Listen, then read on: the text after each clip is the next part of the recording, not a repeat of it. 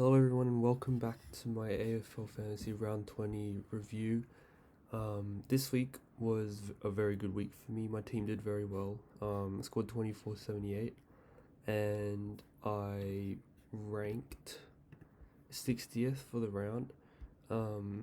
Also made back the rank that I lost last week from the Hewitt out, so I'm very happy with that. So my trades ended up being Petrarca and Cornelio to Steele and Marshall. So Petrarca scored 110 and Steele scored 107. So my first trade didn't go that well. In hindsight, I should have traded McRae to Steele, but I didn't. I had some thought about that, but I backed McRae in and he just didn't do well. I should have, because I knew that Petrarca against Fremantle was a decent matchup, but I don't know, I just didn't trust him, so I traded him and I got paid back for it, so it's pretty disappointing. If I traded McRae, then I would have hit 2,500 for the first time ever. So yeah, that's pretty disappointing. But my second trade though, Cornelio to Marshall, was a raging success. Marshall scored 163. And if I had held Cornelio, then Carly would have been on field from a 36. So I saved myself 127 points there. So that was a very good trade. I gotta give myself a pat on the back for that one. Originally, I was gonna trade Anderson or DC to Marshall. I think I had DC to Marshall like right before Cornelia was out. I was basically coin flipping between these two, but I ended up keeping both, and it's a good decision as well. So I got pretty lucky with that. Because otherwise I would have traded probably Cameron and been really pissed off for the rest of the weekend. So really good week. Also, I was forced into vice captaining Brayshaw against Melbourne because of my non-playing rookies.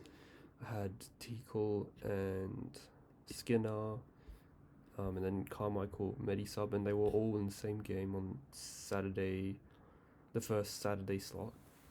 So the only person I could vice captain was Brayshaw, and he ended up pumping out 137, and which outscored my other captain options, which were Steele as my VC into lead captain. So I got very lucky with that again. So yeah, this week was very lucky for me. But I did miss out on the lucky merit 172 for captain. That is. I briefly thought about captaining him, but I decided to just take the 137.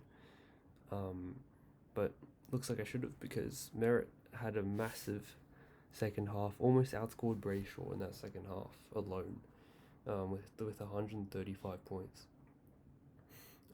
He scored a 37 in the first half, and probably just got a rocket from run at halftime and came out, did literally everything that any fantasy player would ever want. So very, very happy with that. So yeah, those and then obviously had some other big scores in Doherty, Miller, Laird, Mills, Dunkley, Marshall, and Parker. I'm actually really happy with Parker because I pretty much lost faith in him. Like in him having like a decent 110 plus score after this 8 week stretch. I just thought he was permanently 90 to 105. But yeah, I'm happy to see that he's finally found a stealing in the last 2 weeks. Um, yeah, I just hopefully he can like combine these like odd marking games and odd tackling games for one game eventually and have a massive score. That would be really nice. But can't complain though. He's been pretty good. Yeah, my round would have been bigger though if English. I honestly understand like why he scored bad. Um, he got poked in the eye early on in the game. Like he started really well, but then he got poked in the eye, and then he started playing really badly. So I think that hindered him, which is forgivable, I guess. Um, and then also Blitzarves and Segler as the ruck combination. Blitzarves was able to match him around the ground for lots of the game. So yeah, we could see that earlier on this year. Blitzarves was able to, I guess, slightly restrict the English performance. But even though it was 95, it was still his worst score of the year up to then. So yeah, it just seems like English isn't playing as well after his injury, which is kind of disappointing. So yeah, hopefully he can bounce back because he has some pretty easy matchups in the next 3 weeks against Hawthorn, Giants, and so against Darcy, Bruce, and then McAvoy. Backing him in to go 100 and at least 105 average for those 3 rounds. McRae was very disappointing. Obviously, I mentioned him before. I should have traded him over Petrarca, but yeah, he has a decent run home as well though. So hopefully he can bounce back. But he might be on the trade table for a lot of people this week, which is understandable considering his post buy form. Yeah, it's been pretty bad for the last 6 weeks. And then Crisp and Sicily and Short to some extent, like they've been really disappointing also since the buys. Sicily, I don't know, like, yeah, it's probably just up to him changing his role every week because, like, some weeks he'd have to play lockdown. Like this week, who did he play on? Did he play on King? Was King or Membry? Yeah. So he played on, yeah, I think he played on, I think they just switched. Oh no, I think he played on Membry. And then also had some stints on King when King was doing really well during the game. So yeah, he had to play a bit of a lockdown role. So didn't get much junk, and Hawthorn just didn't get the ball much in the defensive half in the first half, anyways. So yeah. And Crisp, I think he's just been out of form ever since he had that family issue during the week. I think that was like round 16, 17.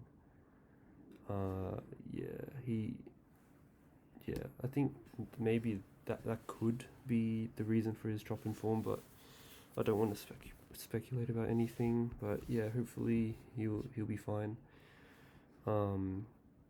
Both in fantasy and in real life as well. Yeah, those are probably my main disappointments this week. Everyone else I'm pretty happy with. Yeah, Short as well. Like who did he have? Yeah, Brisbane. I don't know what's wrong with like his midfield role has been so bad for him in terms of fantasy. And I'm pretty sure like Hardwick isn't even that happy with him in the midfield because he got moved to the forward line in the second half of last week, or last round. So I'm not really sure because like I don't even know what his role in the team is anymore because he was speculated to go defense and he did start in defense on the weekend, but then he got moved forward and he didn't play any midfield. So Yeah, I wouldn't be surprised if he gets dropped or something. Like, what is his role in the Richmond team? I have no idea. But yeah, my rookies are coming along pretty nicely as well. Hoff, I need to move on soon, but I just want to upgrade all these underperforming premiums first before I get rid of him. Yeah, so I'll probably get rid of him when I need cash. Which will probably be next week. Or this week, depending on teams. I'll talk about that later. Cumberland, I love owning him. Like he's so good to watch in real life, and very good for my cash generation as well.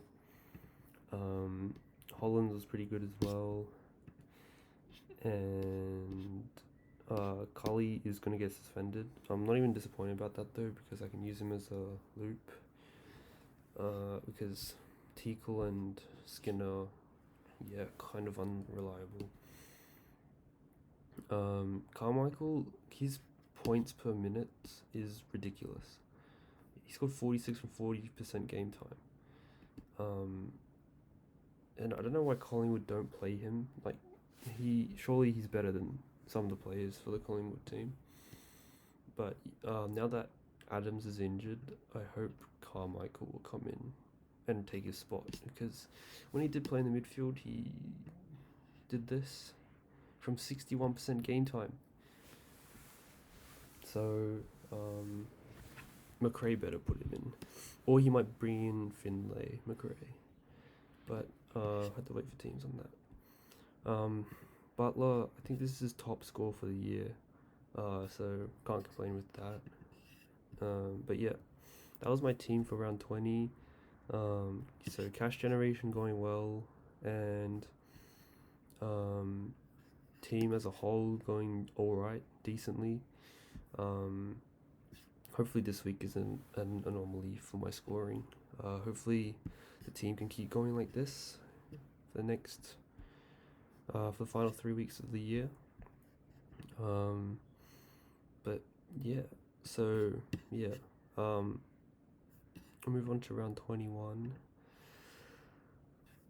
So my trades this week, yeah, I'm looking to trade Short before Sicily and Chris, because Short has Port Adelaide this week, and I'm not expecting anything more than a 70. So I want to avoid his bad score. Yeah, and I'm going straight to Stewart.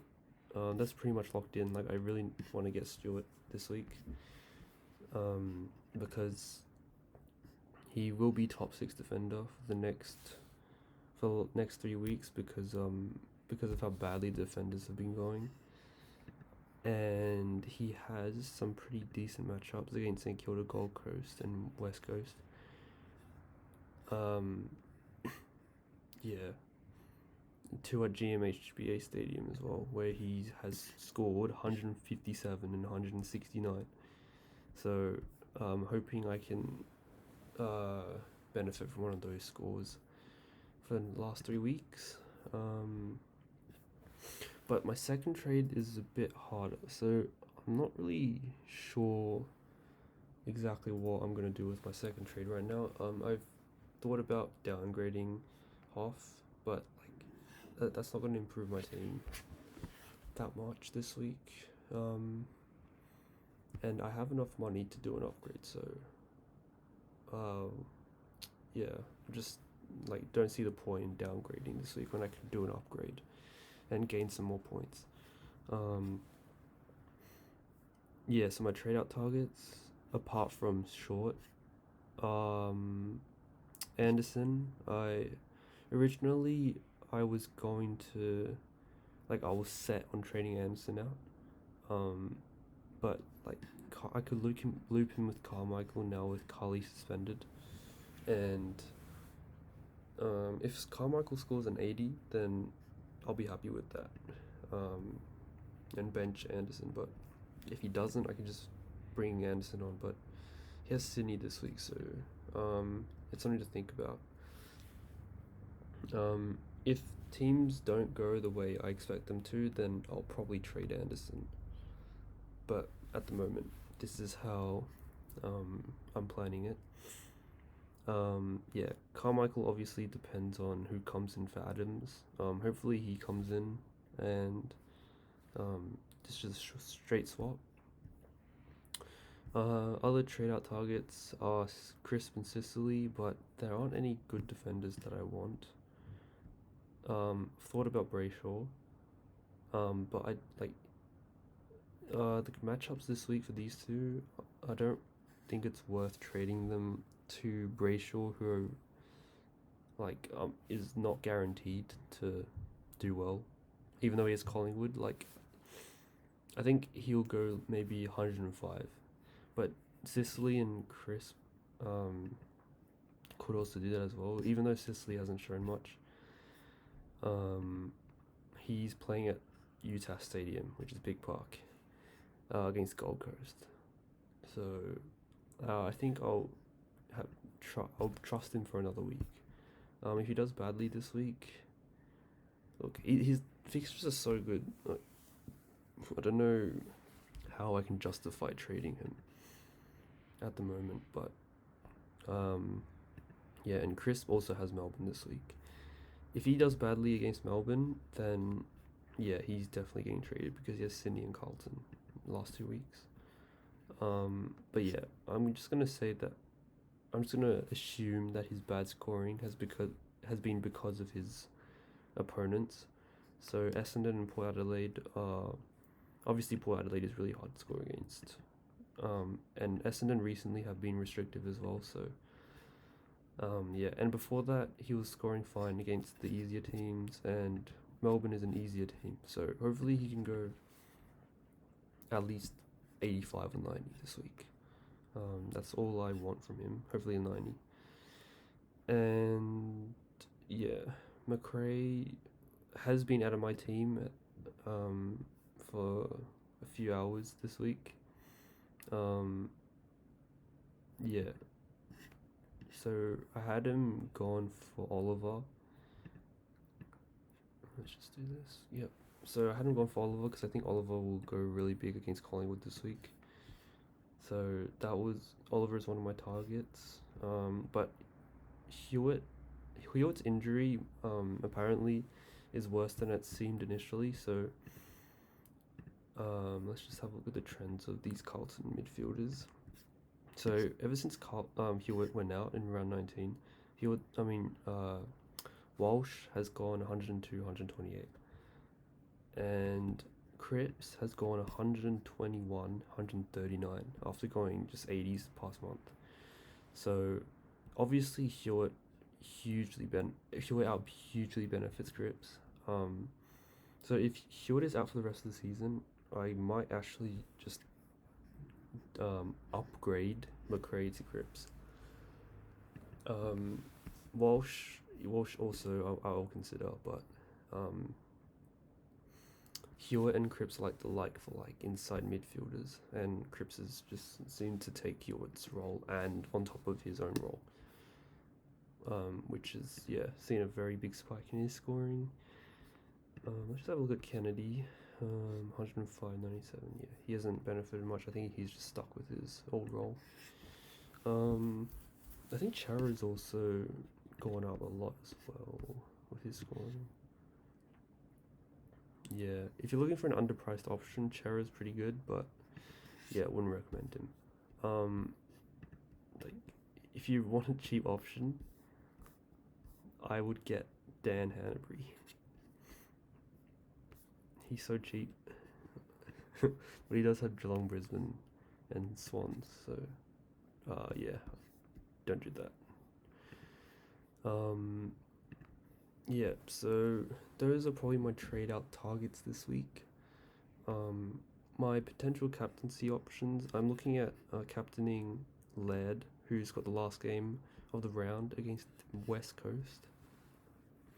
So I'll look to I'll look to captaining him. And then my vice captain, I'm considering Mills against North Melbourne, Merritt against the Giants, and Miller against Hawthorn, but Merritt and Miller might be prone to a tag. Miller could cop Finn McGuinness, and then Merritt might cop Ash. So they're quite risky, but I think like Merritt is worth taking the risk on, since I have Laird as backup, and Laird's ultra reliable. So I might go Merritt into Laird, but I won't count Mills out as well. Yeah, so those are my captain options. I think everyone that owns them will have that sort of idea as well. But yeah, and then I'm obviously going to be looping Carmichael with Anderson using Cully, assuming that Carmichael is a straight swap for Adams. If I see like McRae coming in, then I'll be worried. Then I'll probably trade Anderson, but at the moment this is the plan. Also, if Grundy is gonna play, then I'm definitely trading Cameron, but I don't have like many options. So I'm just looking at all the trade-in targets this week. There aren't many. So there's Stewart, who's like the obvious one, standout one for me. A lot of people jumped on him last week, so it wouldn't be relevant to them. But yeah, and then obviously the three mids I talked about. So Oliver, Walsh, and Cripps are the three mid targets. Forward targets, I was gonna look at bringing in Bontempelli this week, but he suffered a corked quad on Friday, and apparently it was pretty bad. So I'm a bit put off by him. Like it's so bad that he could miss this week. So might have to pass on him, but he does have really nice run. So maybe next week.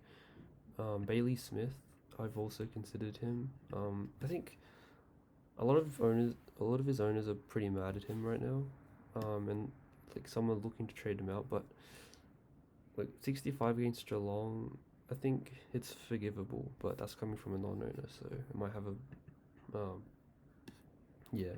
just less experience with him, because I've never owned him before, but he does look like he can go back to scoring tons, especially against these three teams. Like they're all easy to score against for midfielders, so or at least neutral to score against. So yeah, Smith, and then also been considering Connor Rosie. So he has a relatively decent run. So Richmond really easy, Adelaide easy, Essendon's the only tough one there. But yeah, Rosie's been in really good form. He's gone 4 tons in a row. And yeah, I'm considering him as a forward option because like the forward line is really bare right now. Trelaw, if he's back, maybe I'll consider him, but like I'd rather Rosie over him, I think. I've also considered Heaney. So he's been good for a 90 past month, and he's got North Melbourne, Collingwood, and St Kilda last 3 weeks. So North Melbourne, St Kilda, he should kick at least like 3 goals against each of them. So I think he's pretty safe for a 90 on those 2 weeks. Collingwood is different, but like they're easy to score against fantasy wise. So I think Heaney is a pretty good option as well this week. In terms of defenders, yeah, so Brayshaw is a good option this week. I think he has Collingwood, so he could score really well. I don't think his role matters that much because obviously he scores well either way. Yeah, so if you already have Stewart and you need a defender, I'd definitely consider getting Brayshaw in. Redman, I am less optimistic about, even though he's had these 2 massive scores. He's got Port Adelaide in 2 weeks, and I don't think it's worth it because he could also like score an 80 against the Giants or Richmond. So yeah, I think Brayshaw is a better option there. But those are probably my primary trade targets. So depending on teams, I'll either trade out Cameron, Anderson, Hoff, or one of these two defenders, Chris or Sisley. But that's more unlikely. I'll probably rather trade McRae over those two. So yeah, those are my trade plans this week. And I think that's about it.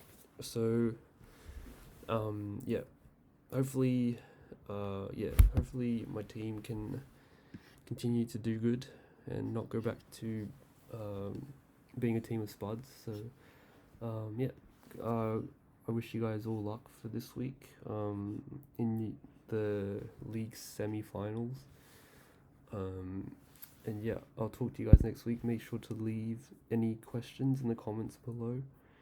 And see you guys next week.